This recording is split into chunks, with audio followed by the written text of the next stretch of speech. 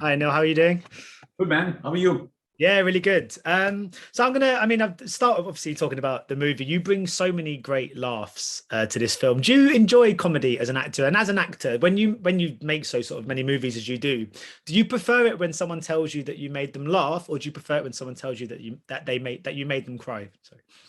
I think both are, for an actor, I think if I can make them cry, make them feel for the character, feel for the film, and if I can take the story forward as a character, it makes me happy. And if it's a comedy, and if I can, which is even more difficult, and if I can make them laugh, I think it's you like, for example, a dramatic scene or emotional scene or anger can be done by a lot of people. But comedy is a very, very, is a very, it's something which everybody cannot do it.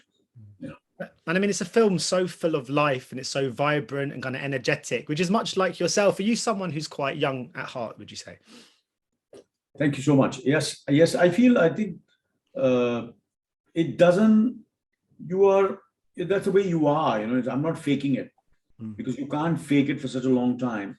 That's the kind of person I am. I'm very positive. I like energy around. I like positivity around. I like people smiling around. I want people to be happy because I'm a happy person. So I think that's what makes all the difference. And I make an effort to see to it that the atmosphere around me is positive. If I'm speaking to you, I want this interview to be positive, energetic, happy. I want you when you wrap this interview, if you have a smile on your face and I loved doing this interview, and when I see that smile on your face, it'll make me happy. Well, I'm smiling now.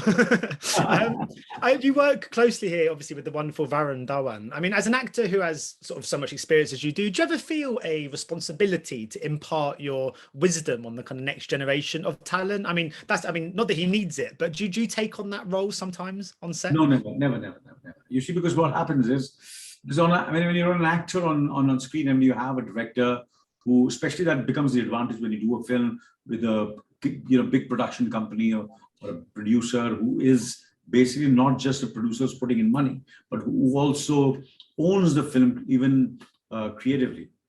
And then you have a director like Raj Mehta who somewhere is very passionate about what he's doing. He's already given a very successful film and he started as an assistant and become a director.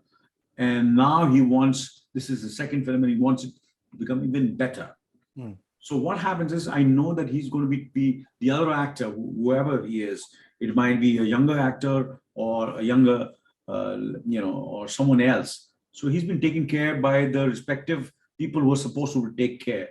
I have to focus on my character, my role. I have to do my best. And so that's what I do. So in this film, there were other professionals who were taking care of the other actors in the film. And I was taking care of myself and they were taking care of me. Of course, like the only way I could, I was always available. And there are times when I would push them to collaborate with me. I said, come on, let's start. Let's do some readings. Let's rehearse it. Let's go a day earlier and, choreograph the scene. Let's not leave it for the last moment. I said, this is what happens when you do it at the last moment. You'll not be able to do as well if you do it well in advance. So these are the piece of little advice I would give them.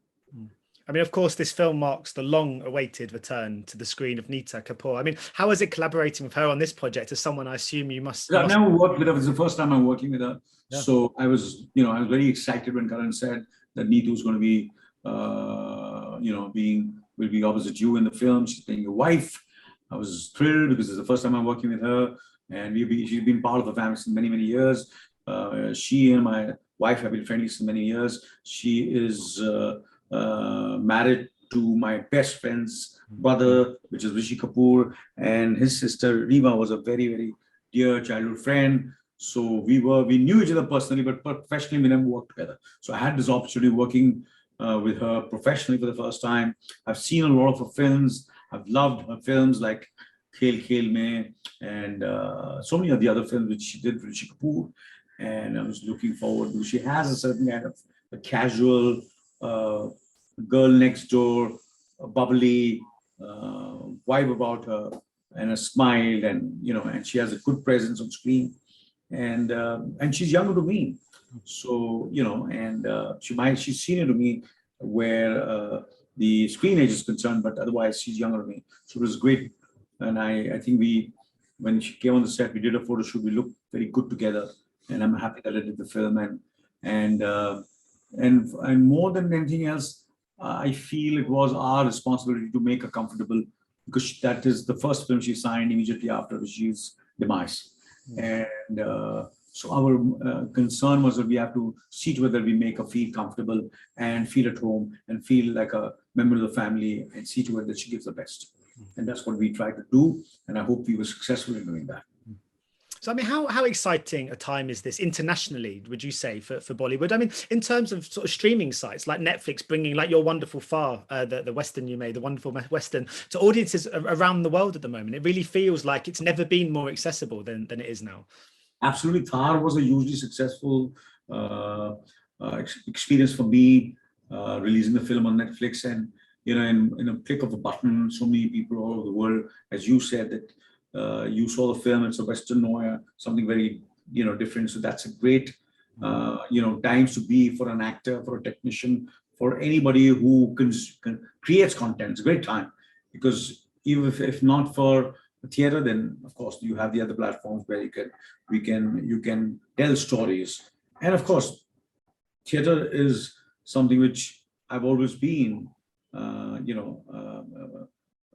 that's a, that experience is, it's absolutely, you cannot have that kind of same experience consuming content, which when you're in a closed environment, or in a closed four walls. You have this beautiful sound system, and there are people from different walks of life, different strata, rich, poor, different religion, communities. They all come together and watch and enjoy a film, laugh together, cry together, and get excited together. It's one of the greatest feeling which you can get, which earlier, many years, hundreds of years back, when cinemas, now they would watch it in theater, where the thousands and thousands of films people would go and watch it.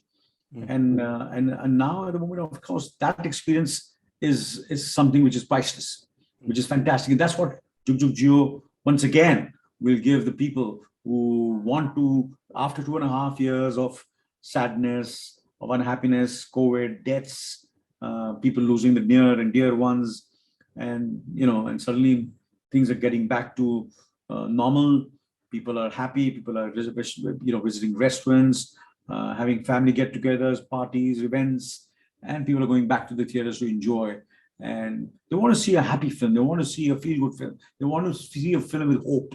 That's one of the reasons I feel films like Top Gun, and which have been hugely successful all over the world, because there's hope, there's excitement, there's love, there's romance, there's friendship, there's nostalgia. Everything is there. There's great music, and it's I'm not comparing Jugjugg Jeeyo to Top Gun, but I'm talking about entertainers, and that's what Jugjugg Jeeyo. It's an entertaining film. It's a family entertainer. It's got great music, great dances, clothes, colors, and it's a very, very film which Karan Johar has always been made, and people loved it. These kind of films by him all over the world. People loved this film, like Kabhi Khushi Kabhi Gum, Kuch Kuch Hota Hai, Kal Ho Na Ho. And of course, Raj Mehta, who was the director of the film, he made this film called Good News, which again was a good family entertainer. But what Raj Mehta does is that he makes a family, it's a very contemporary film. It's like, for example, storytelling. Stories are a reflection of the society. So if we talk about a very serious matter, which is divorce, it's all about divorce, relationships, people, husband and wife, not getting along. And there are times when in a relationship, there's boredom, there is a certain kind of stagnancy. And how do you ignite the relationship? What do you do to feel good about yourself, feel about it, get yourself, feel happy? So there are times when sometimes people make mistakes, when you feel they're doing it for themselves, but actually they're being selfish. And that's what my character is. And then, of course, there are certain people, characters in the film, which like Kuku's character, which is my son, who wants things to be, wants to see the parents happy, wants what he has idolized and looked up to, doesn't want the family to part ways. But that's what life is, ups and downs, kabhi khushi, kabhi gum. And it's all about weddings and birthday parties and events and joys and sorrows, and so it's that's what life is, and and this is more about joy. This is more about fun. It's entertainment, but that's what Jugjugg Jeeyo is all about. So my final question, I mean, you mentioned obviously about entertainment. Your career has often been littered with real projects that are pure entertainment. You seem to have a real, you love to give entertainment to the masses, which obviously has made you into this kind of huge superstar. But I saw this emotional clip from Superstar Singer where you were recounting your humble sort of upbringing, your mother making clothes for you. As someone who is now so well regarded and well known in your industry, how do you stay grounded, and how important is it for you to always remind yourself of where you first came from? I think it's the kind of person you are, the way you've been brought up by your parents. Then, of course, the ups and downs you've gone through. You've seen poverty, you've seen success, you've seen failure. Then your partner, your wife, is who you've been spending 38 years of marriage and 10 years of courtship, and you have decided and hopefully live the entire life together. She keeps you grounded, and all the experiences, you learn from your mistakes and don't want to repeat those mistakes. And sometimes you learn from other people's mistakes and what others have done, which you can see objectively from outside. You don't want to do the same mistakes what the others have done. So you have to be sensible. You have to be a good listener. You have to read. You have to understand what is happening around the world. And, that's what I've done. And that's what has kept me grounded. Brilliant. Well, Anil, sir, thank you so much for your time today. It's been a real pleasure speaking to you. You said I'd leave with a smile on my face, and you're right. Thank you. Brilliant. Thank you so much. Ladies and gentlemen, you're watching Hey You Guys. Hey You Guys, huh? Hey, you guys. Is that from the Goonies? It is indeed, yes. Nice. Hey!